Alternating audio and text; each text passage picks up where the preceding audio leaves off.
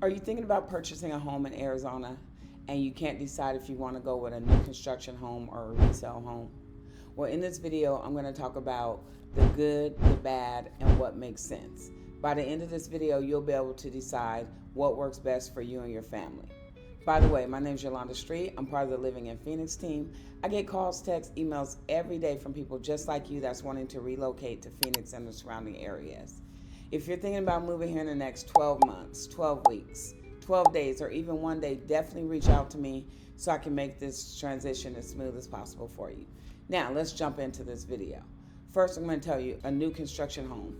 A new construction home is a home that's being built from the ground up, or a spec home that's ready to go, newly reconstructed with maybe 30 days before it's complete, or even one that's move-in ready. A resale home can be any home at any age. It can be anywhere from 1 year to 50 years. If the home has been previously owned, then it's considered a resale home. Now, let's talk about some pros of a new construction home. Pro number one, modern layouts, energy efficient homes, open concept, smart home technology, dual pane windows, and energy efficient appliances.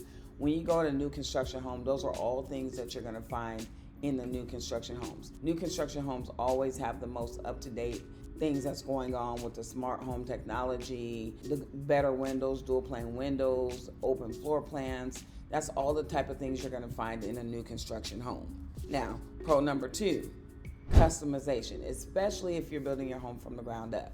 If you're building a home from the ground up, you get to go to the design center. You get to pick your finishes, your appliances, your flooring. You get to pick everything that fits your taste if you're building from the ground up. Now, if you're going with a spec, a lot of that stuff may be picked out for you in a sense, but you still get to make some choices if you catch it early enough. And if you don't, you're at least picking a home that's never been lived in, and you're picking the home you want or the lot you want for the spec. Number three, builder incentives. Builders are going to offer closing costs. They may offer money for rate buy down. They may offer appliances, blinds, different things like that, especially in a buyer's market. Now, if you're in a seller's market, the new build community may still offer some incentives, but in a buyer's market, they're going to offer a whole lot more. Low maintenance is pro number four, low maintenance.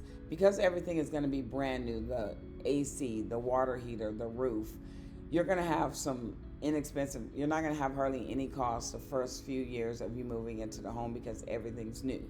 Not to mention you're going to have warranties that fall in place with the builder warranty. You're going to have 1 year workmanship warranty and 10 or more years for structural warranties. So those are concerns you don't have to worry about right away when you go with a new construction home. Builders like Lennar, Tri-Point, Woodside, D.R. Horton, and Taylor Morrison have communities all throughout the valleys. And believe it or not, most of those communities are offering some type of incentive. Along with the pros of a new construction home, there's always going to be some cons that you have to consider. Let's talk about the cons. Cons number one, longer wait time. So if you're building from the ground up, the build time from groundbreaking to finishing your home can be anywhere from 6 to 12 months or longer with any delays, or depending on the home size that you're getting. You may buy the house or go into contract with the house today, but if it's taking 6 to 12 months to build, you won't be moving in for 6 to 12 months. Number two, higher costs. Base price of the home is one amount, but once you go and you're picking out your appliances and you may upgrade, or you may want the bigger shower or different flooring, prices can be misleading. Those prices add up really quick. Lot premiums are added in there, just different things that make the base price go from base price to a higher price point.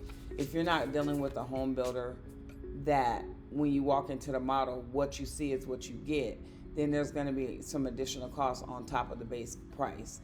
And a lot of people go into the models because they cannot visualize what the home is going to look like prior to just moving in. Not to mention, who'd want to move into a home that they haven't walked in or seen, or they're just looking at a photo or a floor plan. So when you walk into the models, if it's not what you see is what you get. I do know, like Lennar homes, what you walk into their model is what you get. They don't do any upgrades inside the model because they want you to know what your home is going to look like when you close. But a lot of builders don't do that. So when you walk in, you have to ask what's an upgrade, what's not an upgrade, and you got to visualize the home the way it's going to be at the time that you purchase it, and anything that you buy over that base model. So again, the base model is the lowest price of the home with no upgrades, and then depending on what you pick can change the price of the home. Number 4, extra fees. HOAs, capital improvement fees, CFD taxes. Those are all fees that you may have to pay, especially in a master plan community. Communities that have the community pools, clubhouses, gyms, anything like that, they're going to have extra fees, and their HOA is going to be a little bit more because they need the fees to basically keep all that stuff running in good standing and in order. So you have to be careful with your community that you choose. Make sure you know about any extra fees like capital improvement, CFD taxes, and a higher HOA so that you know exactly what you're getting. Number 5, limited negotiation. Most new builders are not going to negotiate the price of the home that they're selling. They may throw in incentives to help with the price, to help, like incentives to help with your closing costs, your rate buy down, anything like that, which definitely does help, but they're not going to really negotiate the price of the home that they're selling. So those are the pros and cons on a new build. Before we jump in, I definitely want to tell you, if you're thinking about considering a resale or a new construction home here in the Phoenix area or the surrounding suburbs, definitely reach out to me so I can help you make a decision. I also tell my clients, never go into a new build without your relocation specialist or your realtor, because once you go into that new construction community, you cannot go in with your realtor after that. And a lot of times people are new to the home buying process and they just don't know the type of things that can be negotiated on their behalf. So just if you're going to think about going in there, definitely take a realtor with you into the new construction. Now let's talk about the pros for resale.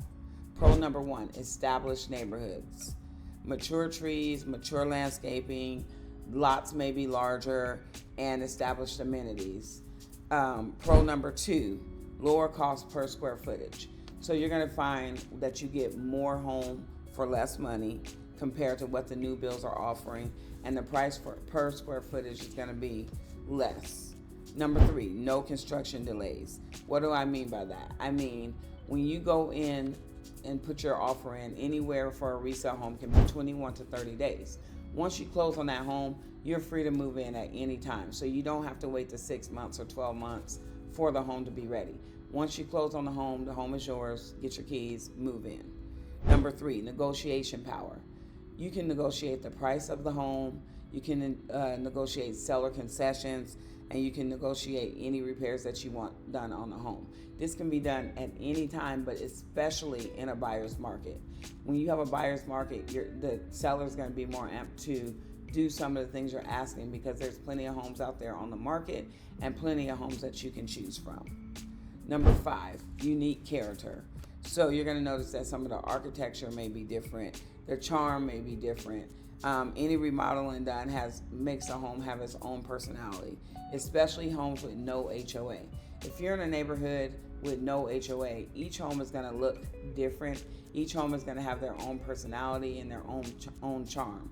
A lot of people call new construction home cookie cutter homes because they feel like all the homes in the community look alike.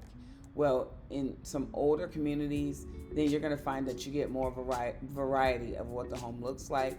And in a no HOA, you're going to get even more variety of what the home looks like. Now, again, there's always cons to every pro. So let's talk about the cons for the resale. Older systems and repairs. So your roof, your AC, your water heater, those items may be older. Unlike in a new construction, you're getting brand new. In a resale home, they're going to be older. So you may need to repair those at some point, or repair some of that stuff sooner than you would if you went with a new construction home. Fewer modern features is con number 2. Your closets may be smaller, your floor plan may be closed in a little bit more, and you may have fewer energy efficient features. Now, I'm not talking about if you go in a home that's 1 or 2 years old or something like that. What I'm trying to say is if you go in a home 15 years old or 10 years old or 5 years old, those homes are going to look a little less they're going to look a lot different from a new construction home that's brand new. The newer the resale is, the more features that you're going to see that it has compared to what the new build has. So you want to consider all that stuff when you're making a decision on a new build or a resale, and the age of the resale of the home and what you're willing to do to it. Number 3, competition in hot markets. What does that mean? That means if it's a buyer's market and everybody's trying to buy a home at the same time, you may not get the home you want. Your home may have multiple offers on it. You may find that you need to put more money down to get your offer accepted, and the inventory may not be as great as you want it to be. What does that mean? That means it can be a little more stressful trying to buy a resale home in a buyer's market. So that's something you have to consider. You may not get the home you want on the first chance. You may have to put multiple offers in to finally get your offer accepted. Maintenance costs, budget for ongoing repairs. Overall, if you're a home owner, you have to budget and know that there's some maintenance and repairs that you're going to have to do. That comes with home ownership. Part of being a homeowner is knowing that you have to budget for that type of stuff. What I always recommend to my clients is to purchase a home warranty. In every contract I write, I request that the seller purchase a home warranty for my buyers. And if for some reason the seller's not open to purchasing a home warranty and won't go 50-50, I still recommend that my buyer purchases a home warranty. There's nothing like having to do a big ticket repair like the AC, the water heater, something like that within months of moving into the house. It does happen. Nobody wants it to happen, but it does happen. So if that goes out and you say your AC goes out, at that point you're buying a whole new AC if you don't have a home warranty. If you do have a home warranty, you may still pay something, but some of that cost is going to be taken care of for you, and that's definitely what you want. So I always recommend looking for a home warranty, or at least considering it, checking out different home warranty companies and seeing what they offer and what's going to fit the best for you and your family as far as needs are concerned. So now we've talked about the pros and the cons for a new construction home and a resale home. Let's talk about some hot spots for each in Arizona. The hot spots in Arizona right now for a new construction home are going to be Goodyear, Buckeye, Queen Creek, Santan Valley, Surprise, and Maricopa. Those are our new construction hotspots. Now, for resales, the hotspots right now currently for hotspots are going to be Glendale, Peoria, Chandler, and different established suburbs in Phoenix. So there's plenty of suburbs, plenty of areas where you can find both a new build and a reconstruction home. In a buyer's market, concessions may be something that you can ask the seller for to help buy down the rate. Now, in a seller's market, resale homes can go fast, but you may need stronger terms or more money to be able to get the home you want. Then again, there may be multiple offers, and there may be not as inventory, may be a lot less. So these are all the things you want to consider in when you're getting ready to purchase a home, whether you go with a new construction or a new build. Remember, it's all about your lifestyle and what works for you. Now, before we jump into some common misconceptions, which we definitely want to talk about, I want to point out that I'm here to help you. If you're not sure about the different areas you're considering, if you're moving here to Arizona and don't know the areas, definitely subscribe below and hit the bell so you never miss out on another video. And go check out my other videos that talks about different suburbs here in Arizona and what they offer. Now, let's talk about 3 common misconceptions. People always say, I want to wait until the interest rate drops. Do you really want to wait until the interest rate drops? What does that mean? If you wait until the interest rate drops, then anybody else that's waiting for the interest rate to drop is going to all try to do the same thing you're doing at the same time, purchasing a home. That's going to mean that there's more people searching for the same type of home that you're looking for. Again, you have to make a better offer to get your offer accepted. There may be multiple counter offers to where your offer doesn't get accepted. It's just a more stressful process. You may feel like, okay, I just need to get a home before somebody else does, and you're not truly getting a home that you love. Always say, fall in love with the home, not the interest rate. If you move forward and get your home now, and the interest rates drop, you can always refinance. At that point, you have the home you want and the interest rate you want. But if you wait, again, if you wait until the interest rate drops and you jump when everybody else is jumping, you may feel like to get a home, you need to settle and get a home, and you may not get the home you love. Number 2, people say new build homes are more expensive. Not always. When you consider some of the incentives that they give and what they're offering for that new build, or the interest rate that you're going to get because they're buying down the rate, your home may actually be cheaper. You have to just weigh the options, put everything together side by side, and see what works best. You may find that you're getting a discount on a home. Many new builders offer big price cuts on homes, especially if their community is getting ready to close out, or if there's a lot of other new builders in the area.